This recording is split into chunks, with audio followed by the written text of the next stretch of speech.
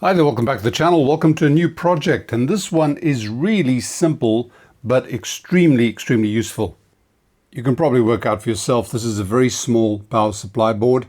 It's got a AC to DC rectifier, a little filter cap, a voltage regulator chip or space for one, another small filter cap on the output, a little ceramic over there to filter noise. And the reason I built this is because I very often find myself having to hash one of these guys together, whether it's to simply create a DC supply from an AC transformer, or more specifically in this case, I'm working on my undershelf units, as you can probably tell. I did design the enclosure recently and showed you how I did that and made it available. But I want to power these guys all from non-battery sources. I want to create a common AC voltage rail, and then I would tap off from that and create a DC supply for each one. And I was finding myself needing to build a few of these guys all sort of hashed up together, and decided to simplify the matter by designing these boards. I normally use the 7805, 7809, 7812 positive voltage regulators. And in this case, I've left the board so that I can put whatever regulator chip I want in here. If I need 5 volts, I'll use the 7805. If I need 15, I'll use 7815. So effectively, all these boards can be different, although they are practically the same. And once again, this project and these boards have been sponsored by PCBWay. They've done an excellent job again. So I thank you, PCBWay, for your support. And I will be making these boards available in the share section of the PCBWay website. So if you want to order them yourself, you can go right ahead. Links will be in the description below. But let me show you what this thing looks like when it's populated. Really small, really handy, and very useful. Here we go. Nothing too complex about it. We've got, actually it's this way around. We've got the AC in over here. We've got the DC out over here. That's positive, negative. I've got the 7812 because I want 12 volts. I've got the little diode there to protect it against reverse voltage. The little rectifier there, more than enough for my needs. I've put a 1 amp fuse in there because these guys are rated for about 1.5 amps. And this is it. The more I need, the more I build. And I've got quite a few to build. I do think I'm going to make a couple of changes. Before I put the boards up for sharing, let me tell you what I'm going to do. I think this space for the capacitor was actually made for a smaller cap, and I decided to put a bigger one. The reason is I've put a 50 volt rated cap over here.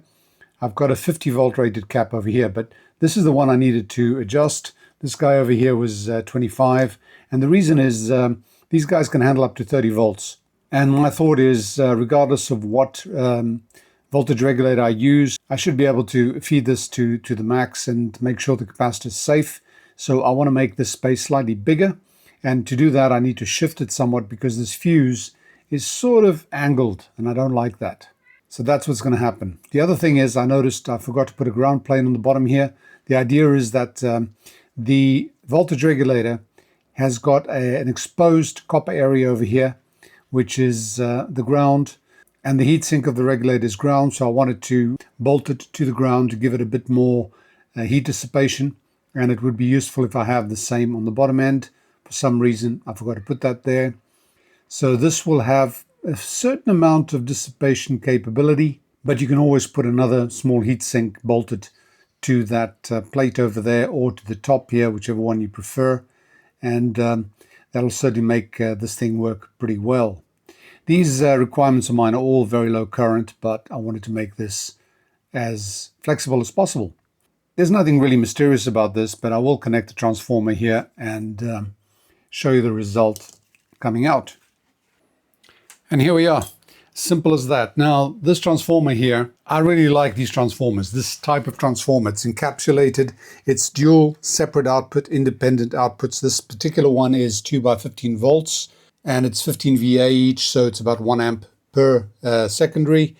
The primary has 215 volt windings, so you can run it either from 115 volts, or you put them in series and you can work it from 230. But here we have the 15 volts AC coming in, and it goes through the business, and we've got the output. I've got this connected to 200 ohm resistors in parallel. This can handle 10 watts total 5 watts each. Way overkill. I've got about 300 milliamps coming through there right now. And that is our result. 11.8. Close enough to 12 volts for my needs. Now bear in mind, this thing is showing 0 volts of ripple. That's not really true. Depending on how much current you're drawing, you can get some ripple because this is not overly filtered. You know, you can go crazy with filter capacitors. This is really to provide a DC voltage to a circuit like the ones that I have under the shelf that in itself has some sort of filtering. I normally put some sort of filtering on the input, on the supply, even if I'm running from a battery. I'll put in a little, say 100 microfarad electrolytic and probably a 0.1 microfarad ceramic just to get rid of any noise. So as I said, this is not the sort of supply that you're going to use for really low noise preamps or anything like that. That's not the intention. This is merely to provide DC from AC very quickly, very simply, and very reliably. Because believe it or not, putting this circuit together point to point is very simple, but it's very, very easy to make mistakes. And especially if you're using 4 separate diodes instead of that bridge rectifier, you can very, very easily wire something wrong. And this just takes all the guessing out of it. So to finalize, because I've got a lot of work to do, I've got a lot of under-shelf modules to rebuild. Let me just show you the schematic, the board layout, and I'll also explain the slight changes I'm going to make to the board that I will be making available on the PCBWay website. Here we have the schematic. Nothing new about this sort of thing. Very, very simple. I'm just going to change this capacitor here because I had it as a 10 millimeter diameter. I'm going to make it slightly bigger so it fits properly on the board. You see with the existing one, this is it here. But now when I change it on the schematic, this is what happens. It becomes a little bit ungainly over here. So what I'm going to do is I'm going to move this guy a bit, probably down to here. The other thing I noticed is I know that I've got these guys the wrong separation, 6.35. I'm using 5 millimeter spacings, so I will need to make this 5 millimeters just to make it possible. It's 5.08 actually, just to make it possible to use the standard interconnects. And I'll do the same here.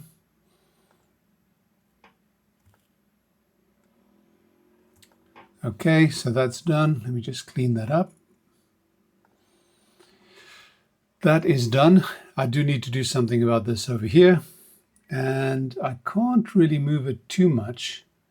Suppose I can do that. And then I can do this. Maybe that. How does that look? I've got to admit I'm a little bit fanatical about these things. I do often waste a hell of a lot of time just moving things 0.5 millimeter, but that's me. Okay, I'm happy with that. The other thing I noticed is that the labeling is pretty hard to see when you have that connector in place. So I'm going to move it right to the edge like that. And I'll do the same on this side.